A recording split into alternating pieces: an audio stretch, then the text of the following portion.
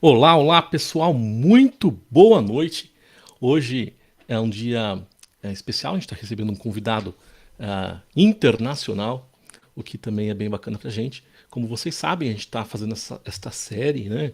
Meu Homeschool, onde a gente conversa com pais e mães, mas também estudantes. E no caso do Matt, um estudante que hoje já não é mais estudante, né? Adulto, trabalhando, tem a sua própria família. Ele vai contar todos os detalhes pra gente da história dele no homeschool e também como que é a vida dele agora, como que o homeschool beneficiou ele, ou se atrapalhou em alguma coisa. Eu vou perguntar tudo isso pra ele, tá? A entrevista vai ser em inglês, a nossa conversa vai ser em inglês, o Matt não fala português. E então, mas assim, acompanhem aí, tá? Compartilhem esse vídeo, assim, especialmente com quem fala inglês. E depois, se você não fala inglês, não se preocupe, porque certamente depois que o vídeo estiver no ar, o YouTube ele gera lá as legendas automáticas, então você vai poder assistir as legendas. Eu vou até verificar depois se as legendas estão certas, acertar alguma coisa que o YouTube pode ter errado, para que todos consigam assistir a nossa conversa com as legendas adequadas e bem feitinhas, tá? Então eu vou agora começar a nossa conversa com o Matt em inglês, o Matt Grajcar, que é um estudante homeschooler. Ele fez homeschooling da pré-escola até o final do ensino médio. E vamos saber todos os detalhes dessa história a partir de agora. Ok, so Matt, good evening. Thank you for being with us. It's a pleasure talking to you tonight. Thank you for having me. It's a pleasure to be on your show. Great. So let's start from the beginning. So you told me that you were homeschooling all the way from kindergarten. Is that correct? Yeah, that's correct. And even that is not entirely accurate because I was kind of homeschooling. You know, when you talk to a lot of homeschooling families, they don't necessarily have a start date. They don't wait until their kids are a certain age and then say, "All right, we're going to homeschool now." Typically, it's kind of a mentality that you form, and when your kid is showing signs of being able to learn something or taking an interest in something, then you start them as early as you want. Yeah, well, so I know some families that start learning more research about homeschooling before they even get pregnant. So in a way, they started some kids started homeschooling even before they were born. Right. Okay, yeah. So tell us. So you were homeschooled since you were very little. But Yeah. how did you react when your parents told you, Matt, we're going to homeschool you? Well, yeah, we never really had that conversation since I started so young. It was always just kind of a way of life in my household. So I was the second born out of 5 kids. And so my older sister, started, I guess, being homeschooled first. And then I just kind of followed in line. And it was kind of an ongoing conversation that I had with my parents every year or every couple years. We would talk about whether or not we felt like it was working and whether or not my interests, were changing to the point where I needed to take classes outside of the normal homeschooling curriculum that we were doing. And so we would find creative ways of getting involved in classes outside of the home or outside of homeschooling. And at times, maybe when I was a very difficult young teenager, my parents talked about putting me in school and putting me in trade school. And so it was always kind of an open conversation, something that we reevaluated over the years. Okay. Yeah. But did you, at any moment, because you homeschooled all the way through high school, right? So, Mhm. were you at any point enrolled in a regular public school, or you never set foot on the school? No, I did some sports in schools. They allowed me to play basketball. I did, and a few other. I would take standardized tests just like everybody else, and I would do that inside of a school. But I never was enrolled in any school up until college. Great. And you did you ever want to go to school? Yeah, that's a good question. I think that my parents did a really good job of making me feel like my education was something special and unique, and it was different, and I knew it was different. But it was always interesting. I was always able to do things that my friends in public school were not able to do. And so I think I recognized that kind of at an early age. And we were also engaged with different clubs and other support groups. And so I never felt like I was alone in homeschooling. I had a lot of friends in homeschooling, and I had a lot of friends outside of homeschooling too. And it was just something that seemed like it worked for me. And I think every time my parents asked me, "Do you want to go to school?" and that was like an actual option that might have been on the table, I thought, I don't know if I'm ready to get to kind of leave behind my friends in the homeschool group that we were in, but also kind of this flexibility and freedom that I have to be able to do more than what my friends in public school were doing. So All right. while it was a conversation we had, I don't think I ever asked my parents to stop homeschooling just so I could go to school. Great. So, all right. And where did you live at the time?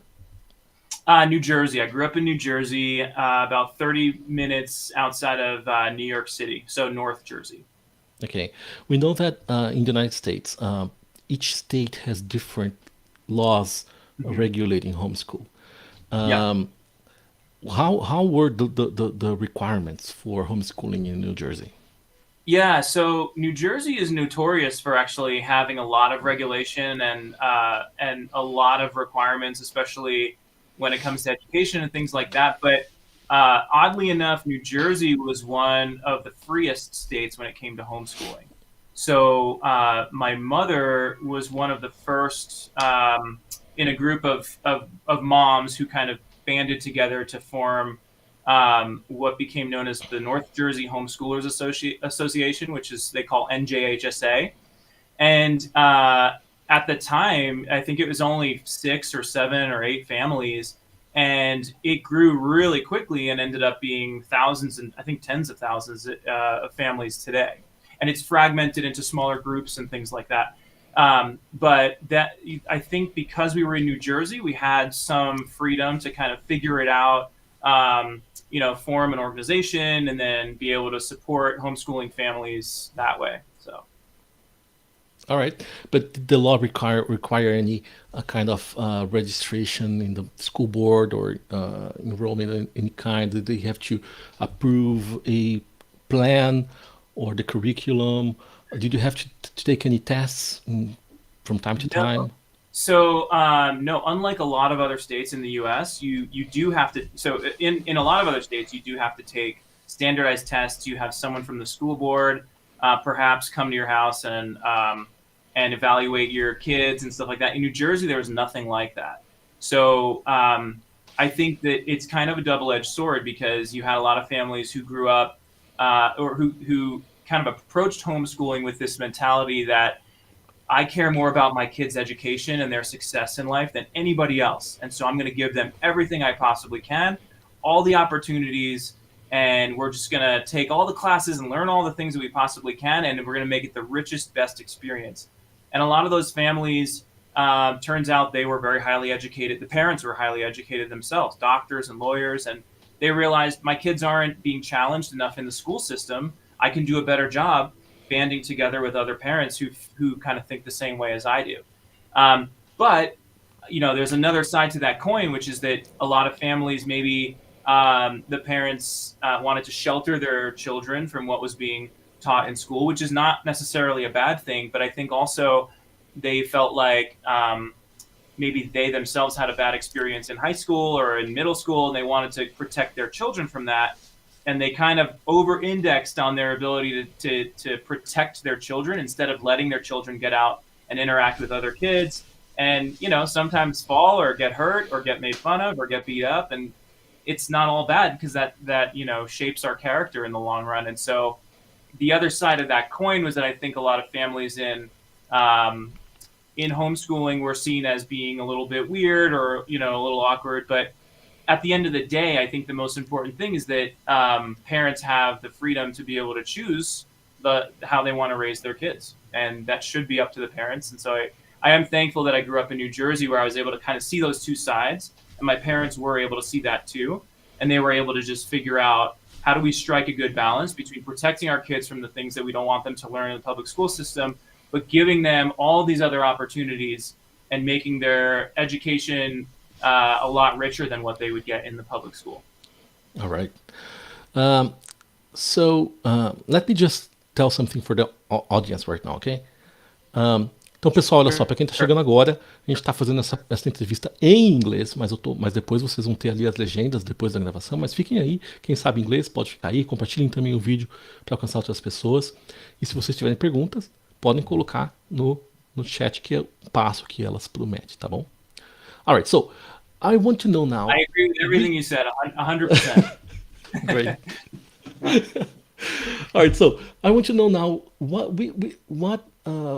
which curriculum did your parents use? Did they follow any method, or how did they homeschool you? What resources did they use? Yeah, so I think at the time, I think now there are a lot more established methodologies that parents use, and they can kind of fall into one of those tracks and say, I want to do the classical conversations, or I want to do whatever it is. And I think at the time that I was homeschooled, my parents were just trying to figure it out along with other parents. And wherever they saw that maybe I was lacking, they would try to just kind of like increase, my exposure or the quality of the classes or the quality of the education I was getting in that area, like say math, for example. So it's kind of a very much like, something that they were just constantly trying to figure out. And it wasn't really very rigid or set in stone. That said, like, I can give you like an example of like a typical day. Okay. So like, we were involved in co-ops. And so we had families that gathered together, maybe at a church or some building, and it was a day full of classes, and we would learn. And a lot of parents kind of had a barter system where you'd have a lawyer who would teach us a history class, and you would have a doctor, a parent who's a doctor, teach a biology class. And then the parents would kind of trade, and we had our textbooks, and we would take the classes that day, and then all week we would go home and we would do the lessons on our own, and we would do homework, and maybe we would call each other up. We didn't have video chat or anything like that, and so maybe we'd call up our peers. We would talk about the lesson or something like that. Sometimes we did homework together in a coffee shop or at each other's houses. But that's kind of how it was. So that was more the educational piece. And then we were, me and my sisters were enrolled in a lot of extracurricular things. So I did a lot of art classes. We helped out in the local community. We were involved in a choir, and we were involved in sports and things like that. And so, it wasn't like this, 8 o'clock to 3 o'clock is your school time. It was kind of like every day might have looked a little bit different depending on whether we had classes that day or if we had to go to be on, a sports practice or something later in the day. It was kind of like we were able to shuffle things around a little bit.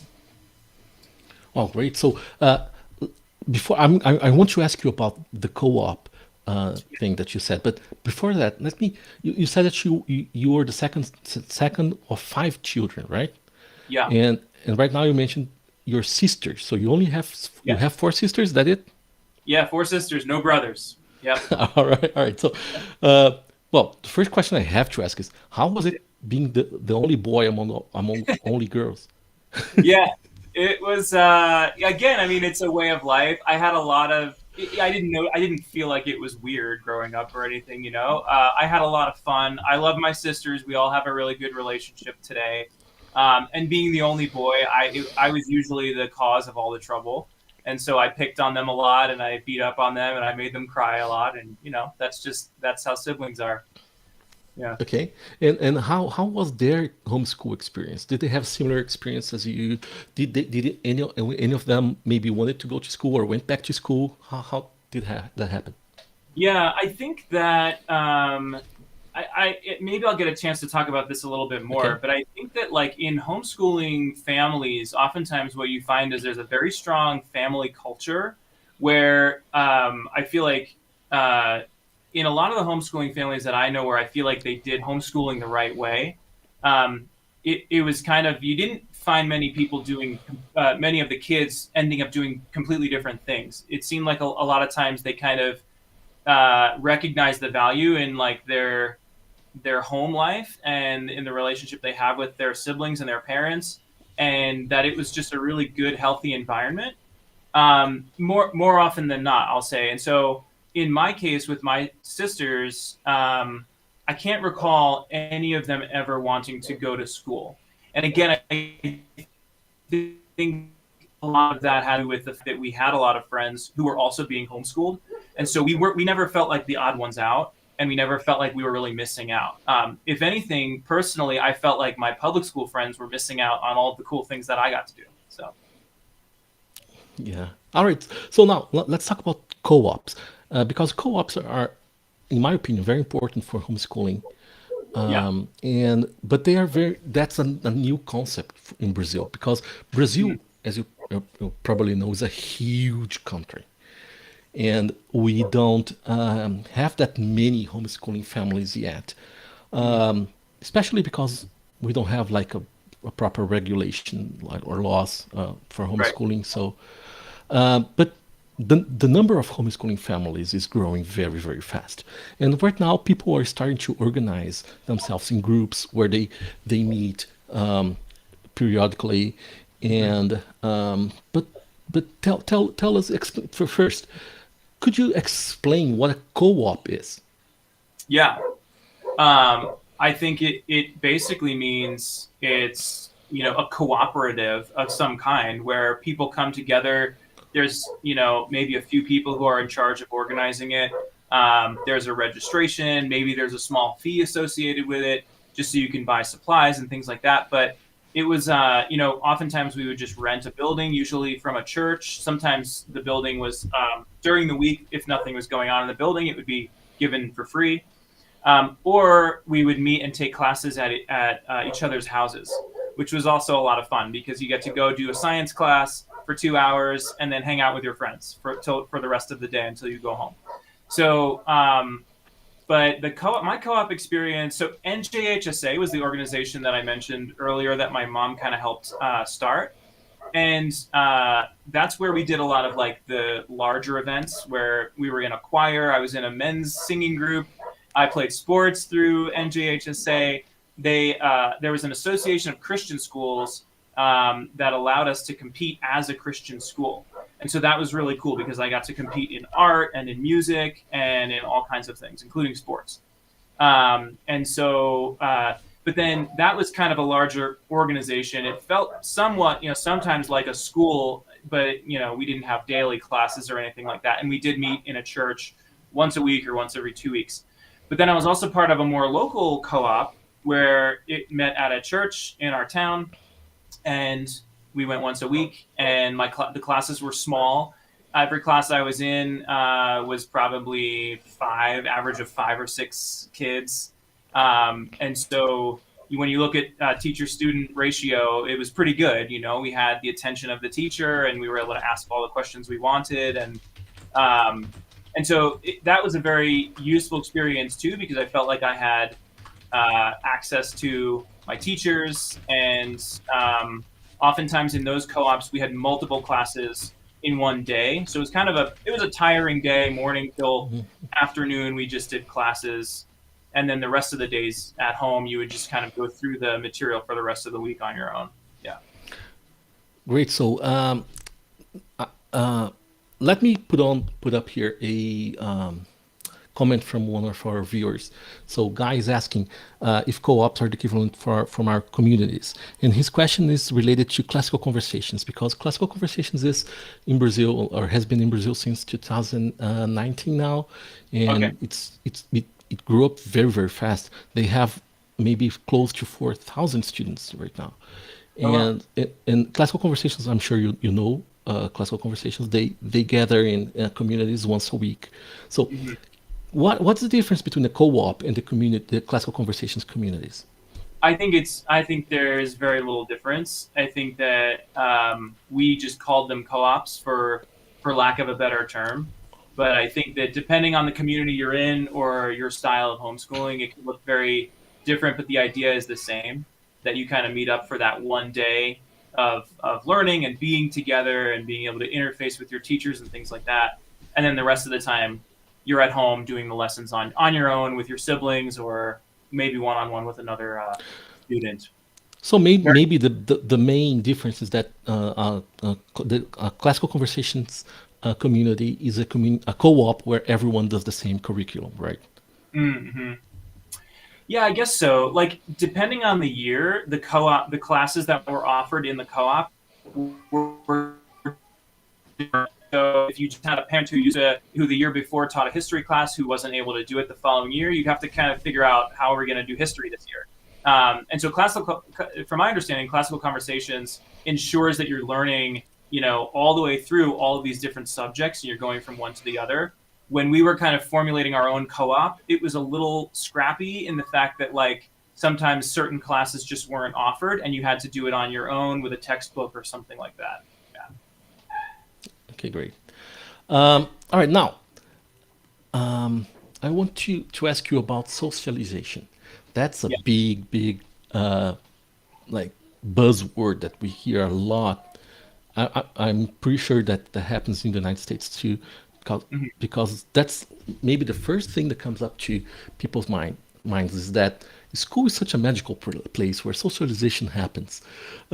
How were you able to socialize being a homeschooled student? Is that Yeah. possible? Oh, it's more than possible. I would say that in many ways, it's actually a better socialization experience than in public school, and I'll explain why.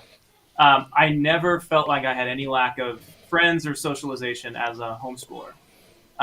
My parents, again, I think the culture that a lot of homeschool families create is one of creativity, where you're always looking for places to learn and classes to enroll in and new opportunities. My mom found a camp where they teach you how to fly planes, and she signed me up, and I learned how to fly planes when I was 15 or something like that. So you're always looking for, and I made friends at the camp, and I kept in touch with them for a year, and things like that. So you're always gathering friends. But I think the more important element here about socialization is that what I noticed as I got older was that a lot of my friends who went to public school were really good at socializing and hanging out with people their own age.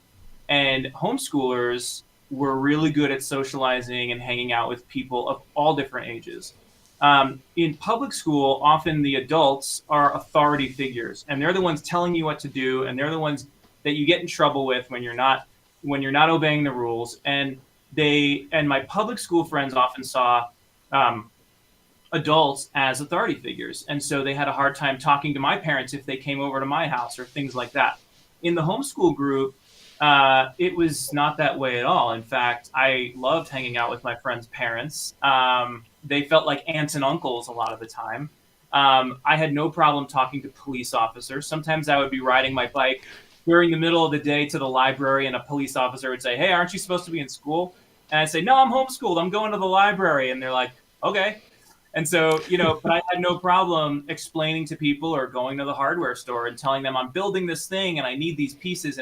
You know, um, and then additionally, what I found in the homeschool group was that, there was not this rivalry between kids of different ages. So in public school, my public school friends would say, like, it was very uncommon for a senior to befriend a freshman or something like that. So senior is the fourth in the U.S. The last year in high school, and a freshman is your first year in high school. So there's a few years between them, right? And seniors were too cool to hang out with the freshmen, and they would beat up on them and things like that. In the homeschool group, though, when you have a family, a lot of times families have a lot of kids, and the older kids are used to taking care of the younger kids. And so that mentality is carried forward in the co-ops and in the larger homeschool groups where, I learned guitar from a guy who was a few years older than me, who was an awesome guitarist. And it wasn't, uncool for him to say, hey, come over here. Me as a younger kid, say, let me show you some things. I'll teach you how to play guitar.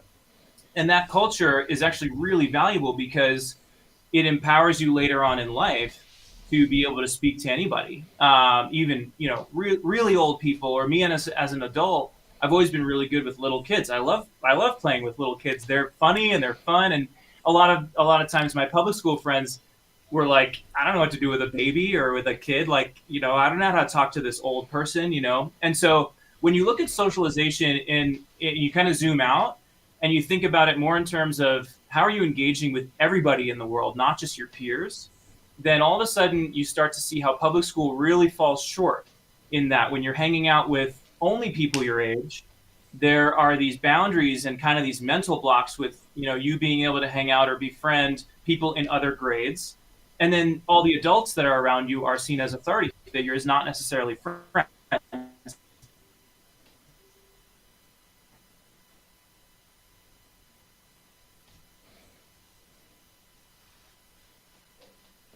Different than the culture in a homeschool environment when it comes to social. Yeah, so I completely agree with you. I really believe that schools have, at best, an artificial socialization. Mm-hmm. And real socialization happens in real life, and homeschool is real life. Right. Yep. I completely agree. Okay, but I have to ask this. So homeschool hasn't broken you. Like, you are still able to make friends and socialize with people. You're not awkward. Yeah, no, I mean, I don't think I'm awkward. People don't tell me I'm awkward, but maybe they don't tell anyone that they're awkward, right? But I think that, what I found more often than not as I was growing up, like going to college, everybody asked me, like, was that just culture shock for you? Because now you're in a school environment, you have to sit in a classroom and, and it wasn't. College was fairly easy for me, academically speaking, and I really enjoyed making new friends and hanging out. And my apartment in college was a place where a lot of people came to have fun and to watch TV shows together and have parties, and it was all good, healthy fun. And oftentimes I found myself in the middle of that, inviting people to that. And I was a very social person, and I'm an extrovert just by nature, and so I love hanging out with people and making friends. And a lot of that's just baked into your personality. But I think that being a homeschooler, my parents were able to recognize that in my personality, right? Better than maybe any teacher would, just because a teacher has to try to recognize all the little gifts and the talents that dozens of kids have, as opposed to a parent who really knows their child and can say, hey, this kid, I think he needs more socialization, or I think he gets too distracted when he's around a lot of people. We need to tone it back a little bit and get him some one-on-one attention and things like that. And I felt like the way I grew up, my parents were really in tune with my needs, and they were able to, even push me out of my comfort zone if I was going through a season where I was really shy or something like that, and kind of, put me out there and stretch me a little bit. So. Yeah, well, I had to ask those questions because socialization is a question that always comes up. But I wish I didn't have to ask those questions for everyone, because in my experience, asking homeschooling students this question is that homeschool socialization is actually a benefit of homeschooling. It's not a disadvantage. So, but that's okay. It's a common misconception, but I think also because of what I described earlier, where you do have these homeschooling families that are just really sheltered and separate from society, and that's what people think of usually when they think of homeschooling, but it's not always the case. And I think more and more now, you have a lot more of these families where the parents are doctors and lawyers, highly educated, and they realize, oh, there are other families like us who are homeschooling their kids. Let's give it a shot, and their kids love it. And so I think that the culture of homeschooling, at least in the U.S., is changing. It's becoming more common, and there are more kind of institutions, things in place to be able to help kids get together more and have more of that kind of socialization. So. Yeah. Now, let's start talking about your adult life and how homeschooling has helped you or not. I don't know. I'm going to ask you about this. So, when did you graduate high school? What, So I graduated high school in 2004. how old were you? I was 18. 18. Okay. Yeah, or maybe 17. I think I turned 18 that year, but I was 17. Yeah. Okay. And did you go straight to college, or did you wait a few years? What did you do? I did. I applied to Rochester Institute of Technology. I got fairly good SAT scores. I definitely above average SAT scores, which is fairly common among homeschoolers. Among homeschoolers, it wasn't actually that my scores weren't that great, but across the board, they were good enough to get me into RIT, and RIT is a good tech school. And I wanted to make movies. I wanted to get into film, and so they had a really good film program. And so I went up there and learned how to tell stories and produce and make movies and work with film technology and things like that. Okay. And, so you were like 18 or 19 when you got to college. And Mm-hmm. how was that? How was it like setting foot for the first time in a classroom, like for school? Yeah, for school, I don't remember it being that exciting. In fact, I think I found it pretty boring, and I was surprised at how disengaged everybody was. Because like in the smaller class, environments that I had been in, we're all there to learn, and learning is fun, and you're with your friends, and it's actually a very fun experience. I think it's something that homeschooling is really good at, is making learning fun, so that later on in life you always feel like you can learn anything. You just read an article about it, or find a book, or watch YouTube videos, and you can learn anything, right? And homeschooling kind of empowers you to have that kind of mentality when it comes to how you approach life. But when I went to college, I was just surprised at how disengaged everyone was, and I'm like, you're all paying a lot of money to be here, and you're just totally. It was a little disappointing. So being in the classroom, I think, was kind of boring. My first semester or trimester, they do trimesters at RIT, I got straight A's, and I worked really hard because I didn't really know what the baseline was here, So I worked really hard, and I got straight A's, and I thought, okay, that wasn't that bad. I got straight A's, and then I worked a little less, and had more fun on the side for my second trimester, and I still got straight A's. And I thought, oh wow, if I can keep, I ended up getting 50% of my tuition paid for by scholarships too, based on my grades and some other things. And so I realized I can keep all my scholarships if I just maintain a B average, and I can have a whole lot more fun in college, without having to work my butt off the whole time. And so that's kind of what I ended up doing. But there was a little bit of an adjustment period there where I first stepped foot, and I thought, on campus, and I thought I'm gonna have to work really hard. I'm gonna have to be the best. And then I realized, I think part of this college experience is not just getting straight A's, but it's about learning about yourself and making new friends and learning how to be completely on your own, living on your own. I was 5 hours away from home, and it was very exciting for me. And I really enjoyed it. I think by the time I was 18, I was ready to step foot out on my own and take care of myself. And I remember being very proud of myself when I told my parents, I don't want you to pay for my cell phone bill anymore. I'm going to cover that too. And that was like the last little thing that they were still paying for, or maybe health insurance was. But I was always looking for those ways to be more independent and to cut those ties of dependence on my parents, and say I'm ready to step out and take care of myself. Great. And how did your friends at college knew that you were homeschooled, and what did they think about it? Yeah, they did know, and actually, there were a lot of I'd say probably a quarter of my friends in college had been homeschooled at some point. Maybe not as much as I was, straight through, from kindergarten to 12th grade, but there were a lot of people who had maybe done homeschooling for 2 or 3 years at some point for various reasons. That's actually fairly common in the U.S. to, or if you move and the transition to a new school is too difficult, or if they're just struggling in school, parents kind of take matters into their own hands. So it wasn't that uncommon. Like it wasn't met with any kind of, I wasn't made fun of for it or anything like that. Okay. Even when you started getting straight A's? Yeah. Yeah. Then they were like, hey, you need to calm down a little bit and have some fun. Okay. Now, so after college, did you start looking for jobs? How was that? How was that like?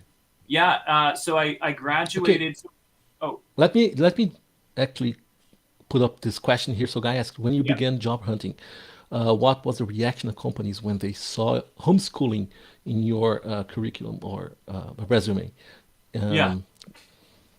Um, That actually never came up. I didn't put that on my resume. I think maybe I might have put SAT scores on my resume or something like that. Some other achievements in high school, which I had gained scholarships and things like that from these extracurricular things I was doing. So that kind of covered my middle school, high school years.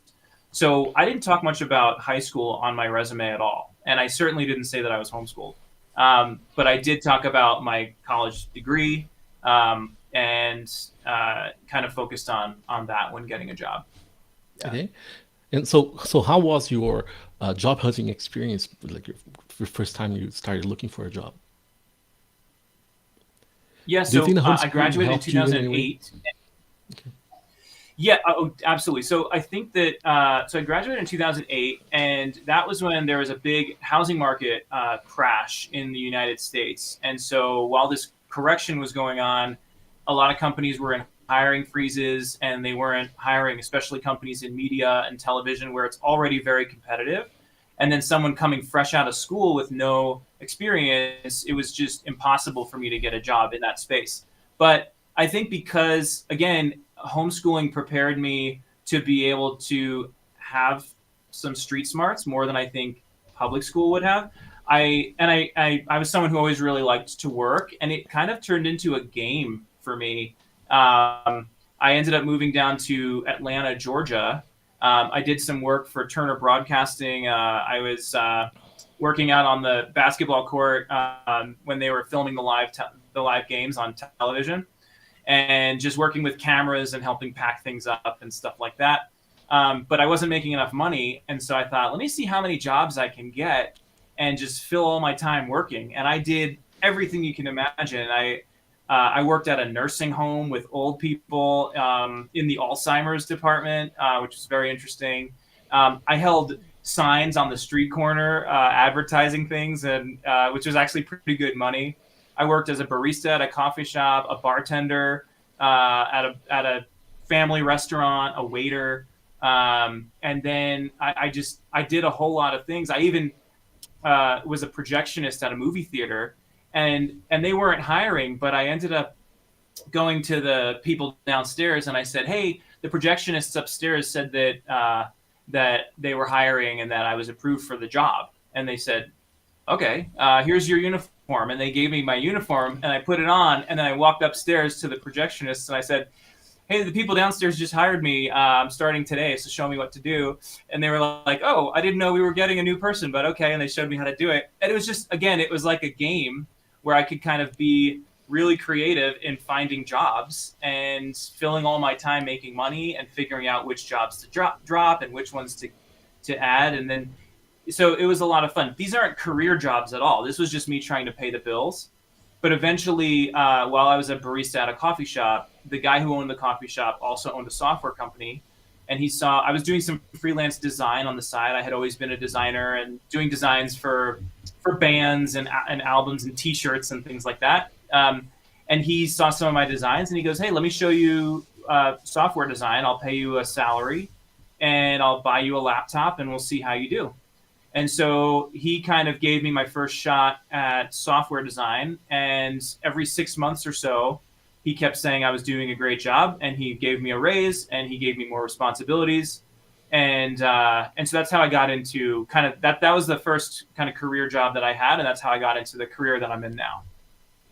Okay, so what are you doing now?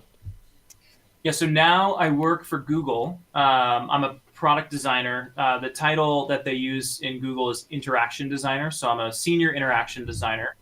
So at some point, software design kind of transitioned into web design, designing mobile apps when smartphones came out. And then, eventually now I'm working on basically essentially web design. I work on Google Workspace.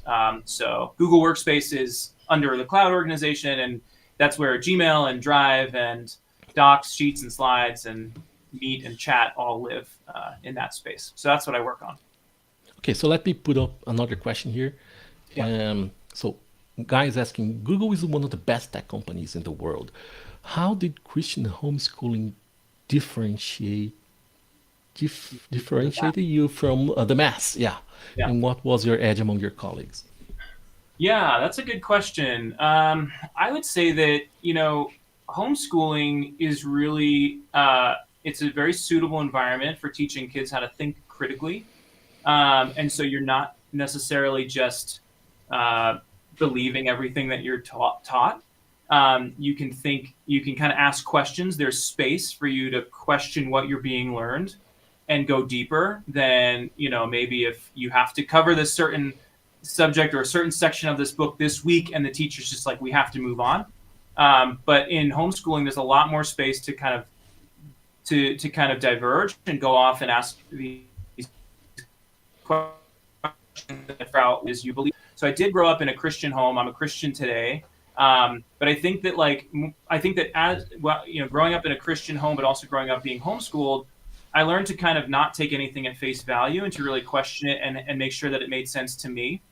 And so that naturally, being a creative person and being in design and in art and in music and things like that, naturally, as I'm doing those things, I'm also asking questions about, why am I creative? Why do I feel the need to create? Why do I feel the need to make things better or more beautiful or more useful for people? Where do these desires come from? So you go a lot deeper asking those questions. I think it's inevitable in any creative field to kind of be met with those questions and have to kind of decide for yourself, what is this desire in me to make things beautiful or to make things better in the world? And so I think that kind of upbringing allowed me to think outside the box when it came to being presented a problem. I didn't just think, okay, what did I learn in school about how to solve this kind of problem? I didn't have that kind of context. To me, it was like, let's just focus on the problem and really understand it. Let's break it up. And then let's just try everything, right? Like, the sky's the limit. Let's think outside the box. Let's do things differently. Like, there are no rules here. Let's figure out what works. And I think that mentality set me up for a lot of success at Google. And I will say, too, that Google values that kind of approach. I think that in the interview process, which is very long and there are a lot of steps and you talk to a lot of people, my interview process took about 2 months, and it was actually, that's fairly short. In the on average, I think it's more than that. But during that process, I think I was able to show a lot of, what they're looking for is not necessarily the right answer all the time. They're looking for, how do you think? How do you approach a problem? How do you make sense of it? What questions do you ask to clarify the problem? And then how creative are you in coming up with solutions? And I knew that going into the interviews, but it also, even if I didn't know that, I think I would have still approached my interview process the same way, just because that's how I was taught to think and how to approach problems and just to think critically. So. Okay, and now you, so how old are you now? I'm 36. 36. Are you married? You're married, right? Yes. Have kids? Yes. You sent me a picture. Yeah, So- married to Brianna, and she's the love of my life, and she's awesome, and she's an amazing wife, an amazing mother. We have 3 boys, and we have 1 boy on the way, actually. So we're going to have 4 boys. So it's almost the opposite of your parents' family, right? I know, it's all coming full circle now. Yeah. Yeah. All right, so how old are your kids? So my 3 boys are 6, 4, and 2. Okay, and are they homeschooled? Yeah, they are. and that was kind of always the plan. And again, like, Was your wife homeschooled? no, she wasn't. No. And she actually had, a very similar, she kind of always saw homeschoolers as being a little socially awkward, not well socialized. And so I think initially when she heard that I was homeschooled, she was like, oh, great. But I think as we've kind of dug into it and as I've kind of explained homeschooling to her, she's taken it on. I work full time and she's with the boys full time. And so a lot of these responsibilities fall on her.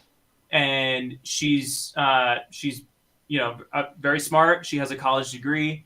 Not that that's needed by any means, but she was able to kind of say, okay, I think I can do this and figure it out, and kind of talk to other moms, talk to my mom, my sisters, my family, they're all homeschooling now, and then realize I think this is a much better way now that I understand the options that are available, to as far as support goes and things like that. And so she has taken it on. It's not easy. It's certainly not easy.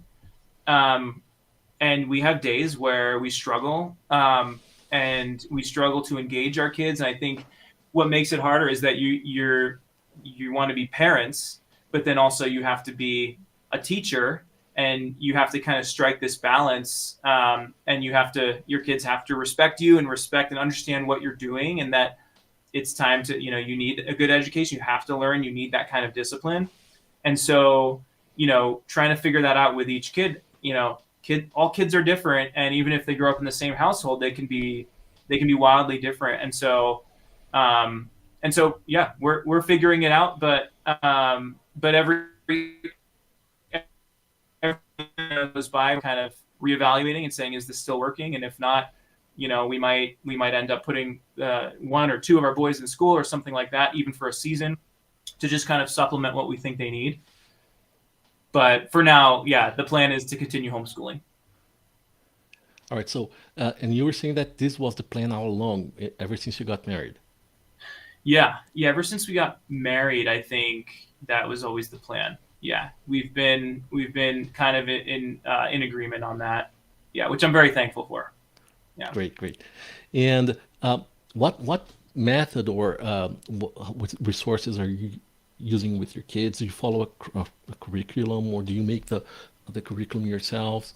What do you do? Yeah, it's kind of a little bit of everything right now. I think that, like, once they get older and we start doing like really hardcore, English and language classes and math, then I'm hoping to introduce like some programming classes for kids and things like that. And I'm actually really excited about being able to do that with my kids. And I'll probably own the math and the science side of things, and my wife is going to handle the literature and the reading and all of that stuff.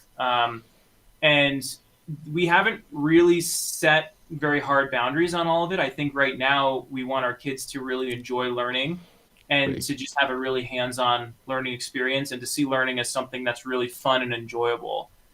One example is, so we recently purchased a small ranch. So we own 40 acres, and we want to raise animals, and we want to, have a greenhouse, and my wife is a really good gardener. So we're planning on wrapping all of that into our kids' education. So they learn about taking care of animals. They learn about where food comes from. Me growing up in a very heavily populated environment, food came from the grocery store, but I want to kind of give my kids a better foundation to learn about what good food is and how to nourish your body and take care of your body. We also got some beehives. And so we have 3 beehives right now, honeybees. And my wife's been going out with the boys. We got them a little bee suit, like for kids. And they can go out and they pull the trays out and they look at the bees, and there's thousands of bees swarming all around them. And they're looking at how they're, some of them are laying eggs, some of them are making honey, and they're watching this happen. And my boy, maybe my 6-year-old, probably knows more than any 13 or 14-year-old about bees at this point, because he's felt it, he's touched it, he owns these beehives, and he takes pride in that and in doing that work and in caring for those bees. And so I think that's kind of what, at this point, while they're still young, we're just trying to instill these values in them. Like, you can learn anything. learning is fun, and to just be as hands-on as possible. Wow, great. That's such a great homeschool experience that your kids are having, and that you're able to offer them. That sounds lots of fun and lots of learning opportunities too that you get. Wow, that's really really great. Yeah. I have to say that I kind of envy you now. All right, so you said that your sisters also homeschool their kids, so your nephews and nieces. Yeah. How many are they? So you have four sisters. How many Yeah. nephews and nieces do you have? Well, on both sides, 13, 14, something like that, counting on my wife's side too, but they're not homeschooling. All the cousins are being homeschooled. And it's how many? 10. It'll be 10 once my son is born. And they're all homeschooling. And the oldest is 8 today, I think, actually, is his birthday. So, yeah. And so, we do compare notes. Every family, again, has their own culture and their own style. And sometimes they do something, and I envy them. Like you said, I go, wow, that was a really cool idea. I wish I thought of that.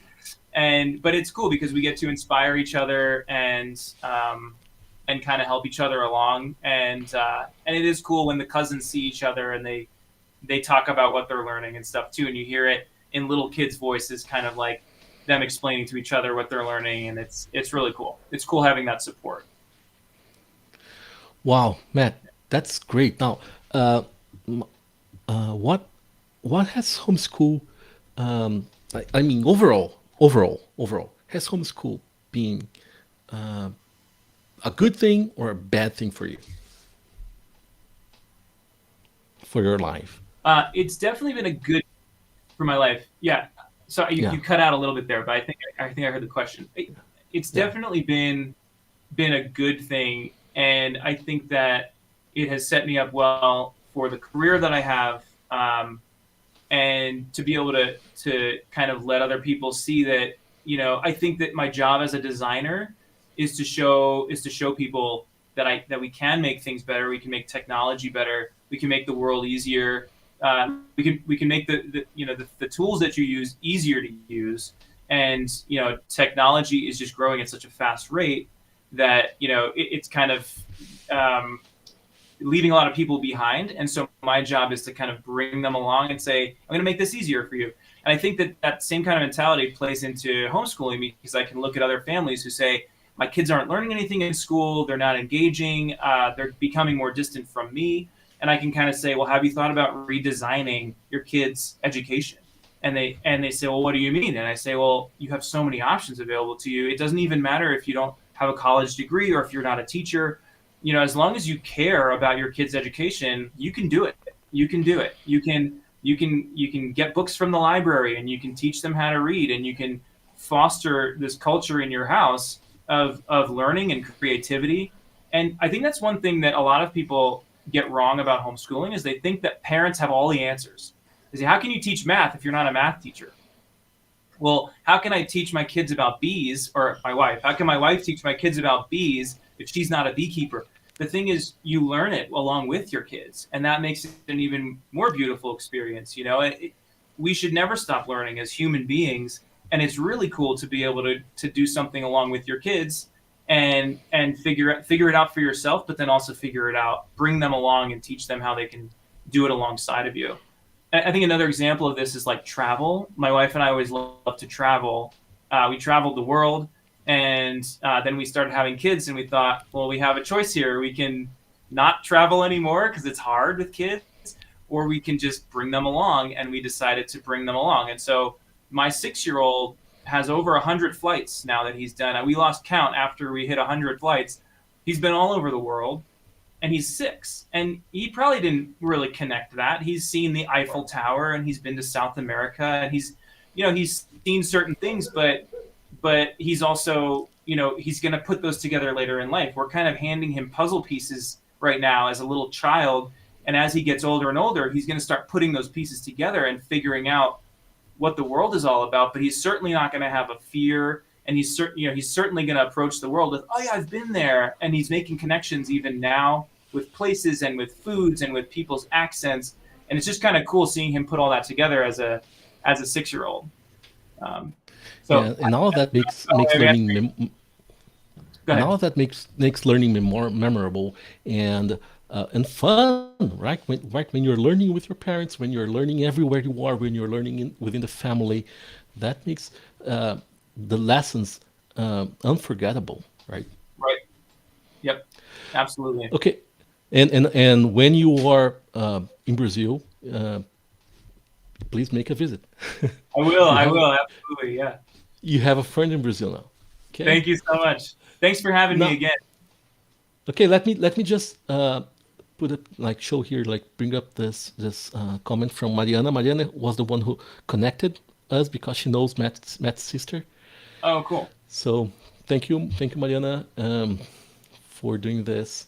This is great. Now, Matt, I want to thank you again, and haven't I asked you any questions that you like wish I had asked, or do you want to say anything? Uh, for, I don't think so. I think you covered a broad range of questions, and I will say that it's very interesting to me to hear that you're asking these questions from a different context, from a different country.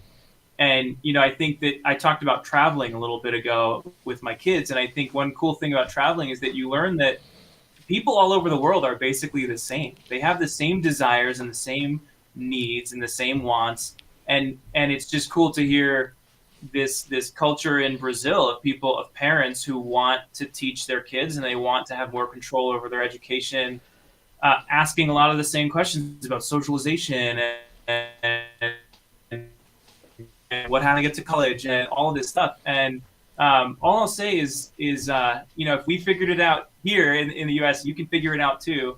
And there's not only support in your country, but there's support all over the world. And I think it's cool that you're creating these bridges with your podcast between different countries where we can compare notes about homeschooling and ultimately how to make the world a better place by raising kids who can be creative and who can be good positive influences in our societies. So. all right, all right. Now, thank you, Matt. Now let me say goodbye to my audience here. Sure. Então, pessoal, conversei aqui com o Matt, foi uma conversa realmente muito bacana. A gente está com esse tipo de projeto, né? Conversando com as pessoas que já fizeram homeschool, mas também com as pessoas que estão fazendo homeschool, mostrando que o homeschool não é nenhum bicho de sete cabeças, não é nada prejudicial para as crianças. Na verdade, é uma escolha, tem a ver com liberdade, o que é importantíssimo, né? A gente lutar pelas nossas liberdades. Nós não somos contra a escola, apenas achamos que as famílias têm o direito de escolher o método de educação dos seus filhos. E este é o motivo das nossas conversas aqui. A gente tem tentado fazer essas conversas todas as segundas, mais ou menos, para estudar, às 20 horas, né? Às vezes não dá por causa das agendas dos nossos convidados. Eu estou falando aqui com o Matt. Semana que vem vou tentar trazer também, talvez, não prometo, uma pessoa internacional, mas que fale português, lá de Portugal, ou alguém aqui do Brasil, para conversar. Então fiquem atentos às nossas redes sociais. E se você não sabe inglês, depois, amanhã não, já vai estar, o YouTube já vai ter processado e vai ter gerado as legendas automáticas, tá? Mas depois, na quarta ou na quinta, eu vou revisar para garantir que está tudo bonitinho e compreensível. Então volte e assista com as legendas ligadas, para você poder entender tudo o que o Matt falou. Gente, muito obrigado. Tchau para vocês.